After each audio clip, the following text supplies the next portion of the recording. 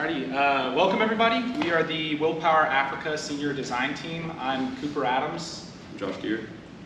I'm Kira Lowell. And I'm Luke Wilborn. So the project that we have been tasked to solve addresses the current lack of an energy source, specifically for the protection of crops in the human-wildlife conflict zone in Shilotso, Zimbabwe. A little bit about this area in Africa. There's currently very limited access to electricity, not a lot of access to grid power or things like that. Additionally, in this area, crops are frequently destroyed by elephants as well as some other specific wildlife, but our main concern is elephants because they are quite smart and large, and they have proven that traditional fencing for crops and gardens have proven ineffective. Elephants are simply smart enough to be able to maneuver around like non-electric fences. So the two primary tasks that we've been addressed to solve is primarily powering an electric fence, like I mentioned, in order to protect crops for those villagers that live in this area. And the additional task that we've been charged with solving is providing phone charging capabilities or USB charging capabilities for other devices. Some of the most notable constraints that we've had through our research, specifically for wild elephants, we have found that for our fence, we're going to need a DC voltage between 6,000 and 8,000 volts. One of the given quantitative working criteria we got is that eventually this fence should be a 60-foot by 60-foot by 8-foot tall enclosure.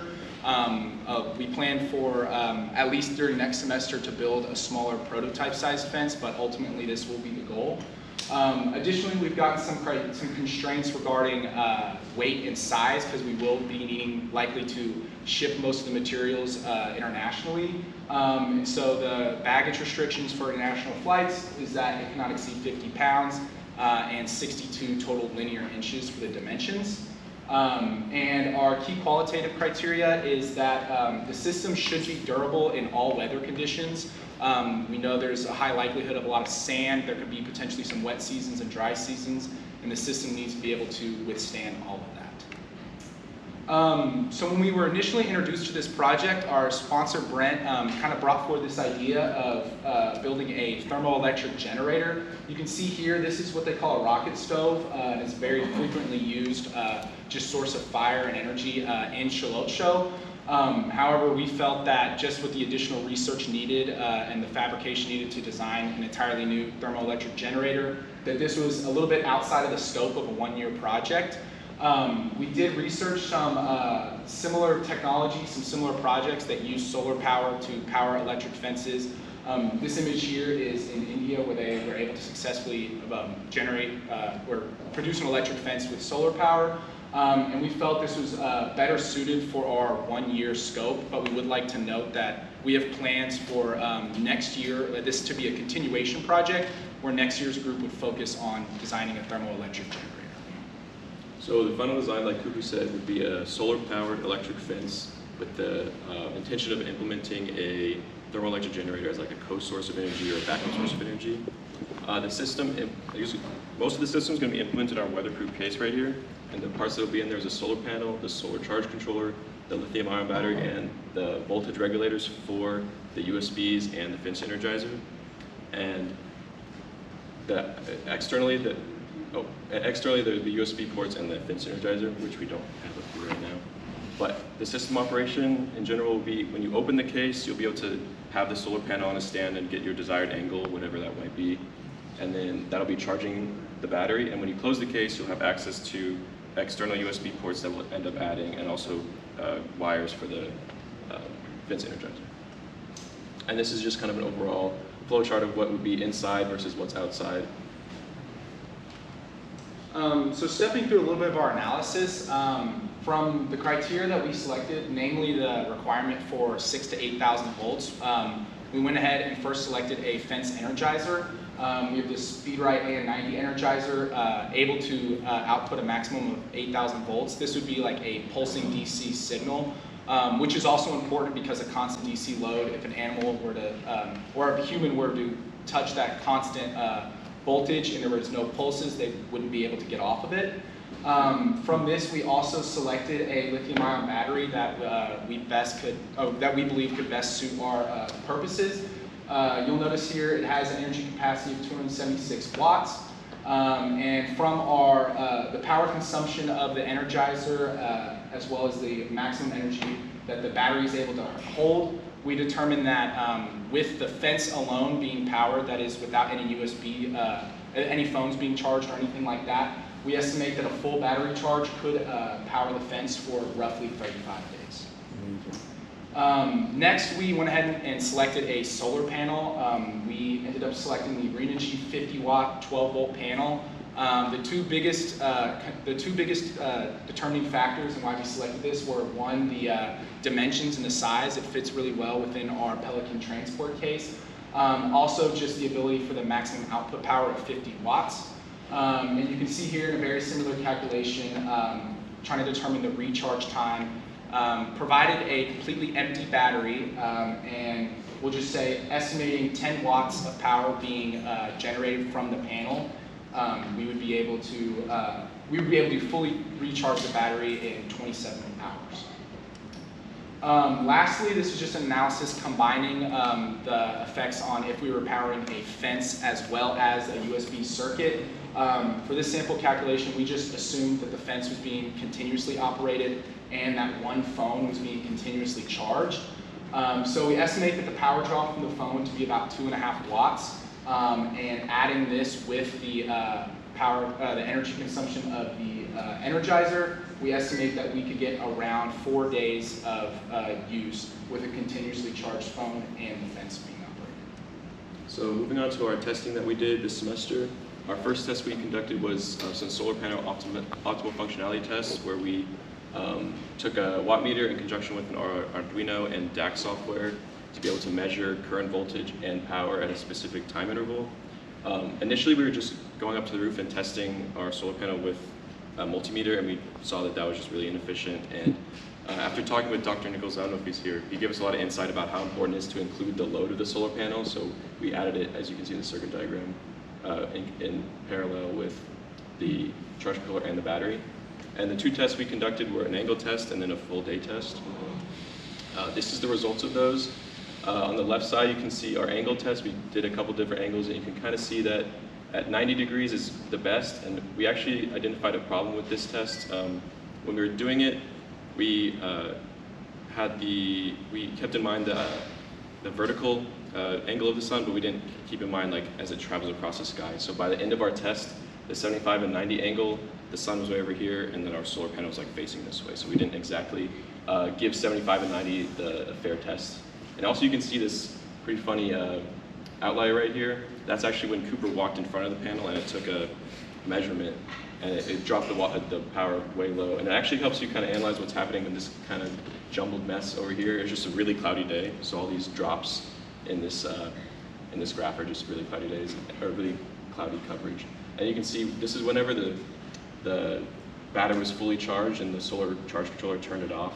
And from there, you just don't get any more power because we don't want the battery being overcharged. And then you can also kind of see, we started the test at 11:35 a.m. and you can just kind of see the peaks were kind of lowering as the time went on. You can see like 30 to 35, then 30 to 25, then 25-ish, and then really low towards the end of our test. And so for our second test, what we did was we were testing how long we would expect the battery charge to take. So first we discharged the battery by putting an electronic load on it. Then we used both the built-in voltmeter as well as the solar charge controller itself to take voltage readings as we charge it over the course of an hour. And so we got around 0.6 and 0.7 volts out of it over the course of an hour. And with the panel being approximately, with the panel being flat on the ground and it being approximately noon, so the sun was pretty much overhead. And so from this, we predicted that in ideal conditions, we would expect around a 17-hour charge time. Things like inclement weather could increase it, cloud cover, as well as the lithium-ion charge curve, which is something that I'll discuss in a second. Because right here was our setup where we had it on the roof. And something of note is that lithium-ion batteries, as you start charging them and they get closer to their maximum capacity, they start charging slower and slower.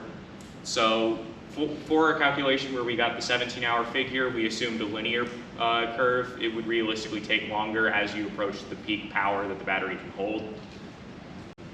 But we don't expect that to be a super huge issue. Then for our third test, we verified the functionality of a USB port. Here's a circuit schematic of our battery to our 5-volt converter to our USB port.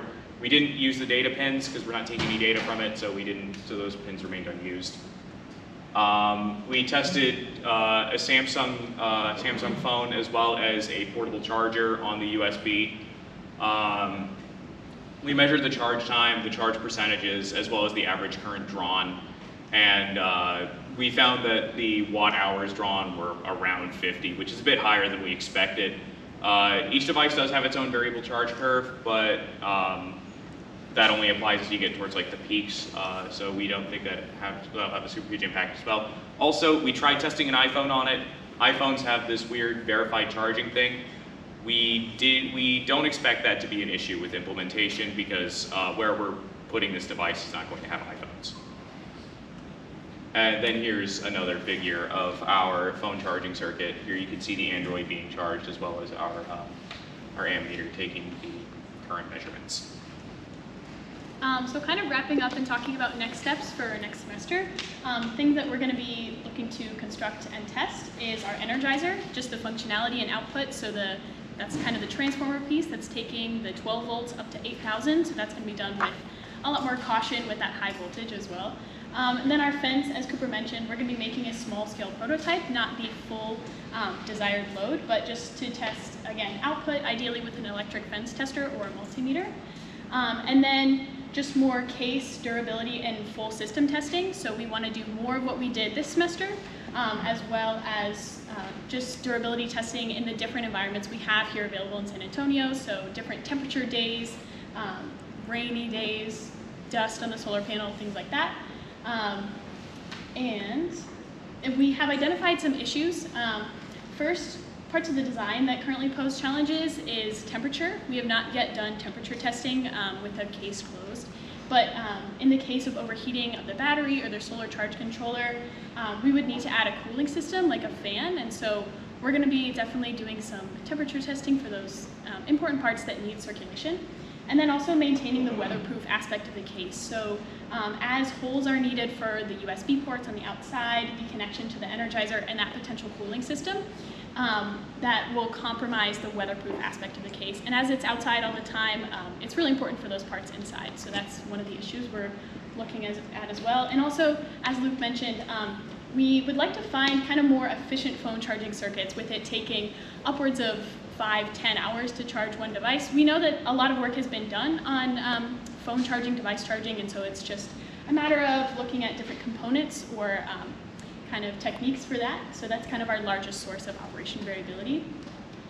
And then obstacles to the progress other than the design is that we're looking at is the testing of the full-size fence system. As we said, we will be constructing and testing a small prototype, but that is not representative of the final desired load, and so that is something that we're looking at, as well as our last subsystem, which is an instruction and handbook for the operation and understanding of the system by the community, and so we'll need a lot of outside research and input from our sponsor and what they know over there. So yeah, now it's time for questions and feedback.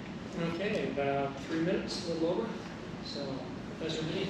Yeah, I know that one concern you guys had with solar stuff was that somebody may actually steal them. So for the couple of years or maybe a year and a half that they have to be in place until the next year group works on a new way to energize the fence. How are you going to make sure that the solar cells are going to stay there? Yeah, so that's a good point that our sponsor brought up and we thought about as well. Solar is pretty useful and people do steal it. And so since we have it in the case and most of it is contained besides the connection to the fence, we have talked about the potential of like locking the case to something. That we'll definitely have to do more into that, but having the case in a, we talked about cement or just kind of like a locked place, and then it's just stationary connected to the fence. Anything else? Yeah, so just to clarify, our final design idea is to have the solar panel, the lithium-ion battery, and the charge controller all within the transport case, where the electric fence energizer, which is essentially supplying our fence that 8,000 volts, that would be fastened onto the fence. But everything else, all these components you see up here, would be able to be placed inside the transport case and closed. And ideally, that transport case could be moved in and out as needed, to where, say, overnight, you're not going to get any sun to charge the battery. So you can then close everything up and move that transport case into someone's home. Dr. Ingram. What was the purpose of the angle of inclination test? We were just looking for like the optimal angle throughout the day, so we're looking at time and angle. So our final design will have like a hinge system within the case so that they can adjust it depending on where the sun is. Obviously, since it'll mostly be stationary throughout the day, those longer period tests were a little more useful in what it's actually going to be end up doing. But it was also just useful for us to see how sensitive it is to the angle and any blockage in front of it. Yeah, just a follow-on question for that. Yeah. So you found that 90 degrees was the best angle, but there were some other factors that were going on there, and that it sounded like tracking the sun would be the best thing for the operator to do. Yes. You also found that if you moved from 90 degrees, say, to 75 degrees, the difference was not that great. They were about the same. Yeah. Are you thinking that you might have a range of angles that you might provide operators such that they may track the sun, but that they have some kind of a leeway? Is that maybe one direction you might be going with that? Yeah, we've been a little hesitant so far just with scope creep to implement something that really does track the sun in real time. I think what will be really beneficial to us is, so far we have only run one, what we call a full day test, where we had the panel flat on the ground, so 0 degrees with the ground. And I think it would be really beneficial for us to get a couple of more full day tests where we see maybe like 30 degrees, 60 degrees, and what angle would be the most appropriate to like remain there for a full day of testing. And so we can tell that to the operator, like you mentioned. And just real quick to add on, we did mention our little I'm going to have to call time. Okay. Sorry. okay. Very good.